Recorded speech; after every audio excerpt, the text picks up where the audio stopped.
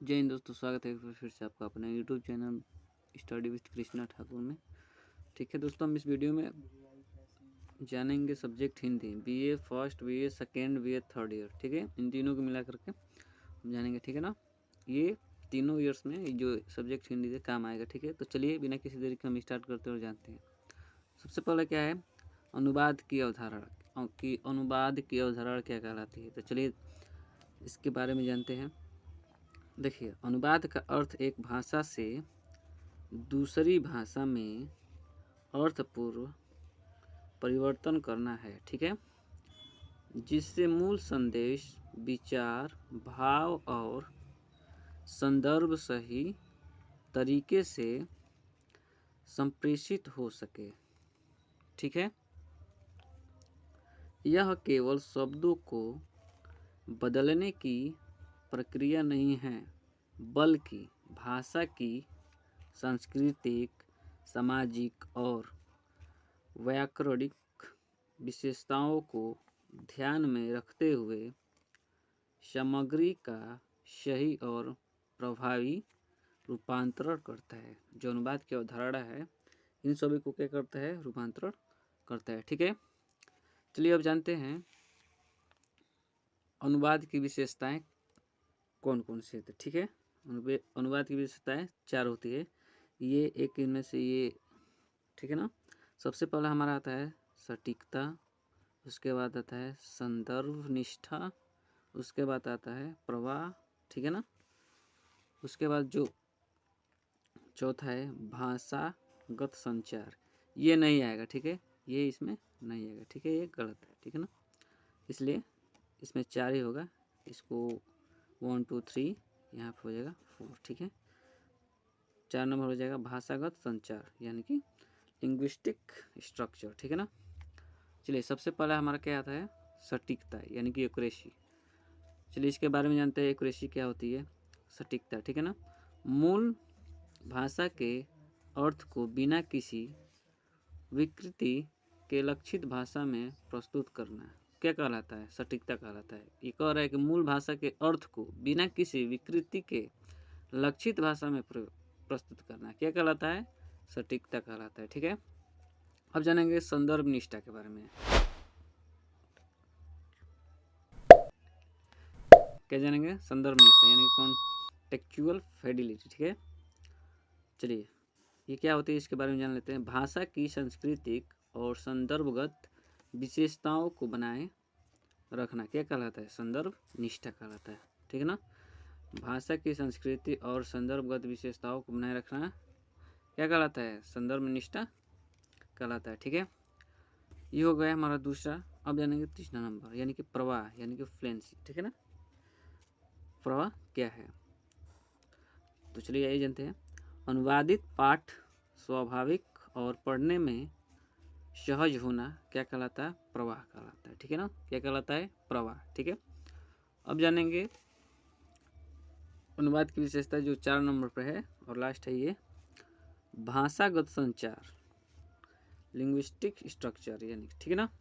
इसके बारे में जानते हैं। मूल भाषा और लक्ष्य भाषा की संरचनात्मक विशेषताओं को संतुलित करना क्या कहलाता है, भाषागत संचार कहलाता है। ठीक है ना, आशा करता हूँ आप लोगों को वीडियो अच्छी लग रही हो। तो वीडियो को लाइक कीजिए। अगर आप हमारे चैनल पर नए हो तो चैनल को सब्सक्राइब कीजिए और अपने दोस्तों को भी शेयर करिए, ताकि वे सभी भी Hindi BA first, BA second, BA third year में जो भी हो इस वीडियो को देख सके और हिंदी का जो सब्जेक्ट है क्लियर कर सकते। ठीक है ना, चलिए अब जानते हैं हम अनुवाद के प्रकार अनुवाद के प्रकार कौन कौन से होते हैं। तो सबसे पहला है हमारा है शाब्दिक अनुवाद, उसके बाद आता है भावानुवाद। ठीक है ना, उसके बाद आता है स्वतंत्र अनुवाद। ठीक है, उसके बाद आता है तकनीकी अनुवाद, उसके बाद आता है मशीनी अनुवाद। ठीक है ना, शाब्दिक अनुवाद, भावानुवाद, स्वतंत्र अनुवाद, तकनीकी अनुवाद, मशीन अनुवाद। ठीक है ना, वही मशीनी बोला जाता है, तो मशीन अनुवाद। ठीक है, चलिए सबसे पहले जानते हैं हम शाब्दिक अनुवाद के बारे में। शाब्दिक अनुवाद क्या होता है। ठीक है, देखिए शाब्दिक अनुवाद मूल भाषा के शब्दों का सीधा सीधा अनुवाद, यानी कि शाब्दिक अनुवाद होता है।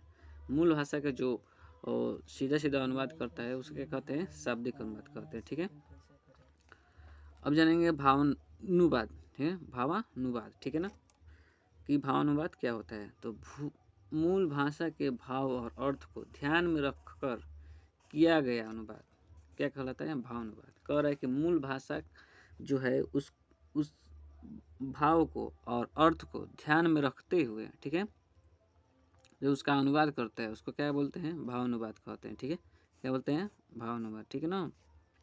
तीसरा नंबर है हमारा स्वतंत्र अनुवाद। क्या है, स्वतंत्र अनुवाद। क्या है स्वतंत्र अनुवाद, चलिए इसके बारे में जानते हैं। भाषा की प्राकृतिकता बनाए रखने के लिए रचनात्मक तरीके से किया गया अनुवाद। ये कह रहा है कि भाषा की प्राकृतिकता बनाए रखने के लिए रचनात्मक तरीके से किया गया अनुवाद, जो कि अपने द्वारा रचनात्मक रच करके जो भी प्रकृति के अनुसार बनाए गए, ठीक है, बनाया गया उसका हम अनुवाद करते हैं तो क्या करता है, क्या कहलाता है, स्वतंत्र अनुवाद कहलाता है। ठीक है, चलिए चौथा नंबर जानते हैं, तकनीकी अनुवाद। ठीक है ना,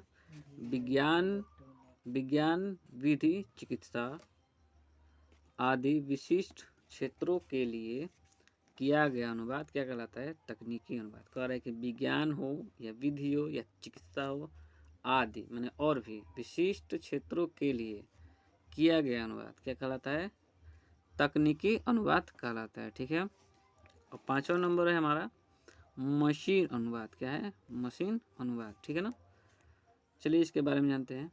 कंप्यूटर या सॉफ्टवेयर की मदद से किया गया स्वचालित अनुवाद। ठीक है ना, कह रहे कंप्यूटर या सॉफ्टवेयर की मदद से, जो कंप्यूटर है या सॉफ्टवेयर है उसकी मदद से जो किया गया स्वचालित अनुवाद, यानी कि जो अनुवाद कंप्यूटर और सॉफ्टवेयर से किया जाता है उसे क्या बोलते हैं, मशीन अनुवाद बोलते हैं। क्या बोलते हैं, मशीन अनुवाद। ठीक है, देखिए अनुवाद का यहाँ पे थोड़ा सा अर्थ दिया है कि अनुवाद का प्रयोग कहाँ कहाँ होता है। ठीक है ना, तो अनुवाद विभिन्न क्षेत्रों में महत्वपूर्ण भूमिका निभाता है। ठीक है ना, अनुवाद विभिन्न क्षेत्रों में महत्वपूर्ण भूमिका निभाता है। ठीक है, जैसे कि साहित्य में, व्यापार में, शिक्षा में, कूटनीति और वैश्विक संचार। ठीक है, यह भाषाओं और संस्कृतियों के बीच पुल का कार्य करता है ये। ठीक है ना, किसका कार्य करता है, पुल का करता है। ठीक है, और ज्ञान के आदान प्रदान को संभव बनाता है। ठीक है ना, जो ज्ञान है उस आदान प्रदान करने का क्या करता है, संभव बनाता है। ठीक है ना, क्या करता है, संभव बनाता है। ठीक है ना।